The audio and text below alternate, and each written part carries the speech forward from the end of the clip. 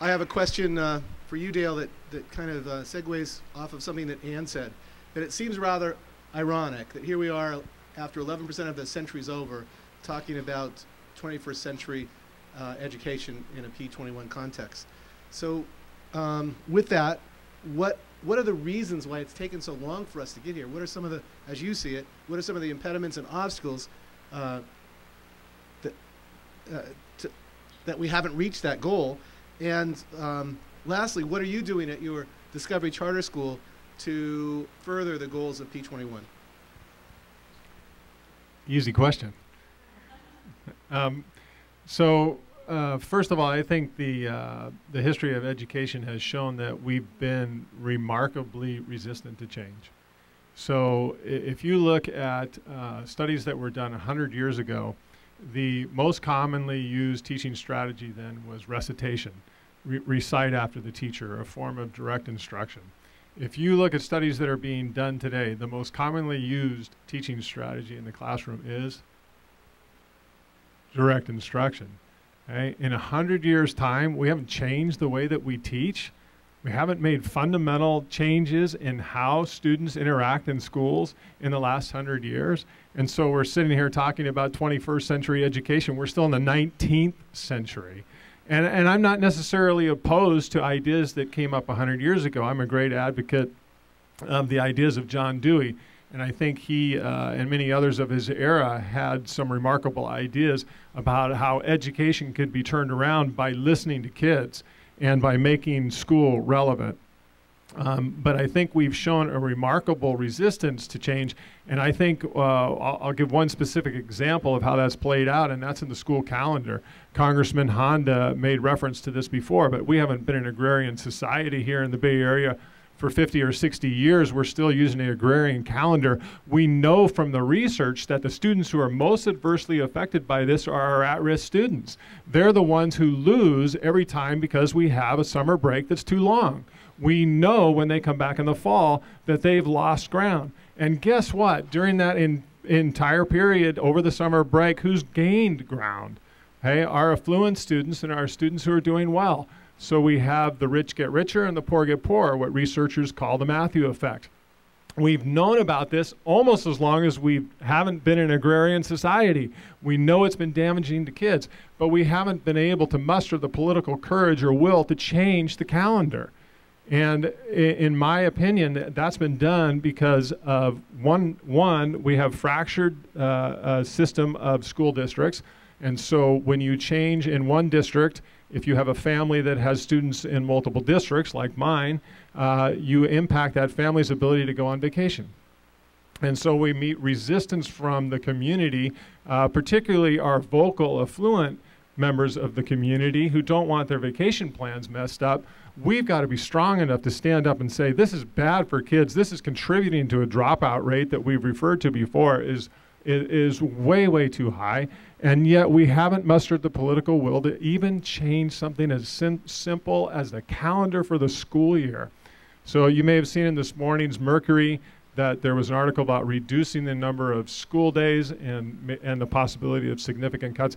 I think it's even more reason why we need to look at a calendar where we have a 9-week on, 3-week off, or whatever it is, so that we get our 180 instructional days, which has to remain a minimum, but we spread it out so that we don't have the damaging effects of the long break. I have some other specific ideas that I'd like to share. Some of these relate to what's happening at my own school, and some of them are more general. I want to go back to the high school dropout rate because I want to refer you to a study that was done by the Hart Foundation. It was funded by the Bill and Melinda Gates Foundation. And I like this study because what they did was they went to the kids and they talked to students who had dropped out of high school. They found 18 to 24-year-olds across the country, and they asked them about their decision to drop out. Of course, almost universally, they regretted their decision and, of course, were suffering the consequences of dropping out. But they asked the students why they dropped out, and the joke that was made earlier is not far from the truth. The reason that many of the students gave for dropping out was not that they were struggling academically or that they thought they were going to fail. Most were capable of graduating from high school and were going to graduate. The reason they dropped out is because, one, they were bored. They dropped out from boredom, and they also dropped out because they did not feel there was one adult, even one adult, who knew them well, who they could go to with significant problems in their school. To me, that's a tragedy that not only is a part of our K-12 system, but that's a societal tragedy, and we could address it as a society by getting volunteers to come into our schools and others to come in and be tutors for those kids and be advocates for those kids and be that significant adult that these kids are saying that they need. Interestingly, in the same study, they asked the kids what would have kept them from dropping out. And they said more than 81% of the students who responded said that an engaging, relevant curriculum with opportunities for real-world experiential learning would have kept them in school. They're directly referring to the way that they're taught. If we change the way that we teach, we will address this problem, and at the same time, we can bring kids into the 21st century for what we need. And in my opinion, it starts in kindergarten, and it starts with a big pile of dirt. Okay? And I say that, okay, in all truthfulness. Okay? Kindergartners need to be out, and they need to be getting their hands and their feet wet and dirty and manipulating the things that are in their environment and doing all of those things that kindergartners do at that age. Why have we taken that away from them? I have walked into kindergarten classrooms in the Cupertino School District and seen kindergarten students sitting in straight rows at desks for the entire school day. Okay? And why are they doing that? Because that, one, the parents are demanding it, and two, they're trying to prepare them for the high stakes testing that is coming down the road in a couple of years for them. We have to go back to what we know is developmentally appropriate for kids, and we can do that by just paying attention to the kids. We have to put the kids at the center again. We give a lot of lip service to child-centered education, but how many places are we really doing it? Are we really listening to kids? If we're child-centered, truly child-centered, can a teacher then come in and hand the same worksheet to every kid in a classroom? Absolutely not. Because in a truly child-centered system, the teacher is going to know that each of those children has specific individual needs, and the education is going to be tailored to those specific individual needs, and those students are going to have more autonomy, more ability to take control and be a part of their education. And again, it starts in kindergarten. And I had a couple more, but I see that my time is up, so thank you.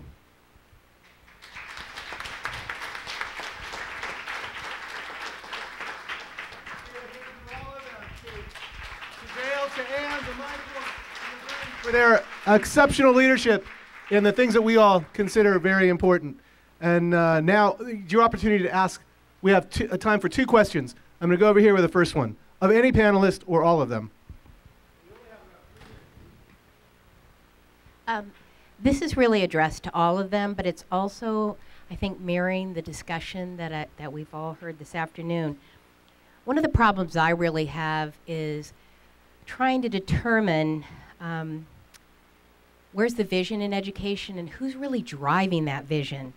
And so if we keep talking about the main goal being to remain the top economy, that we really have to be looking at the needs of the economy, what I was hearing a lot about was that how would that coincide with providing all children that excellent education that we're also talking about?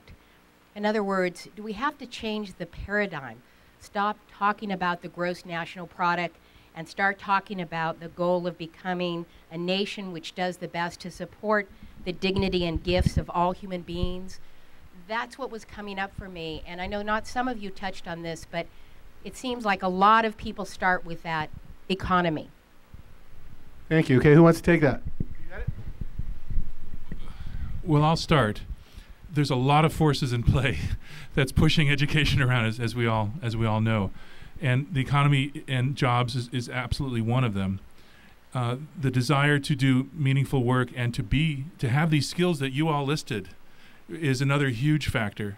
And the gap between what we do every day in schools and what those skills that are presenting to us as a challenge is, I think, what we're focused on here and what we're talking about. But I think it's not just jobs. It's not just individual, development of skills and expertise and talent and the rest. It's not just citizenship, which is absolutely critical also. It's all of them. It's all those things combined. But the good news is there really is a global movement.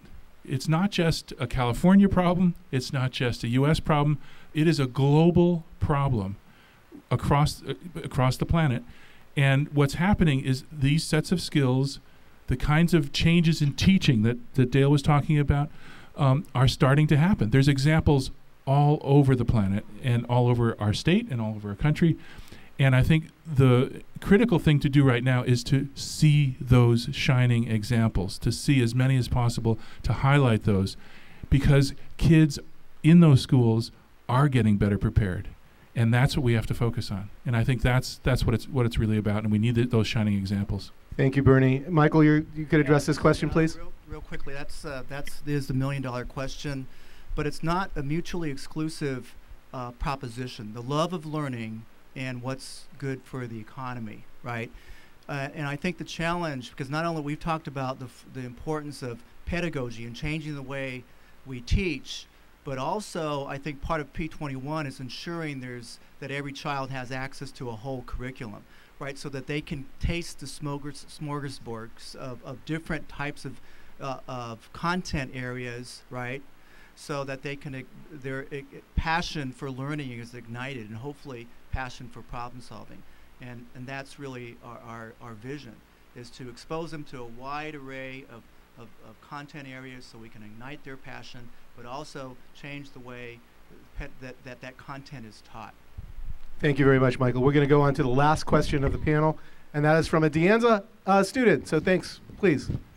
Hi, so I was wondering, since so much of the control for education is not necessarily local and with the teachers, how can we actually empower the teachers to enact changes in their classrooms, especially with the state and federal regulations and even the pressure from parents for their children to perform in a very specific academic fashion? Good question. Thank you. Who wants to take that? Dale? Okay, please.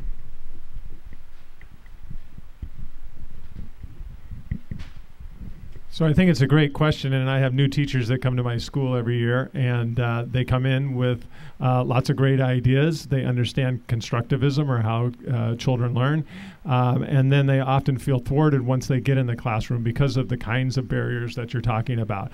So I think what they need, first and foremost, are principals who are going to tell them that what you need to do is exactly what your students are telling you they need. Okay? We need to put students first, and we need to put systems in place that respond to the needs of students, that are demonstrated through the teaching process, through formative assessments, and then that becomes the bottom line of this is what you do. Everything else will take care of itself.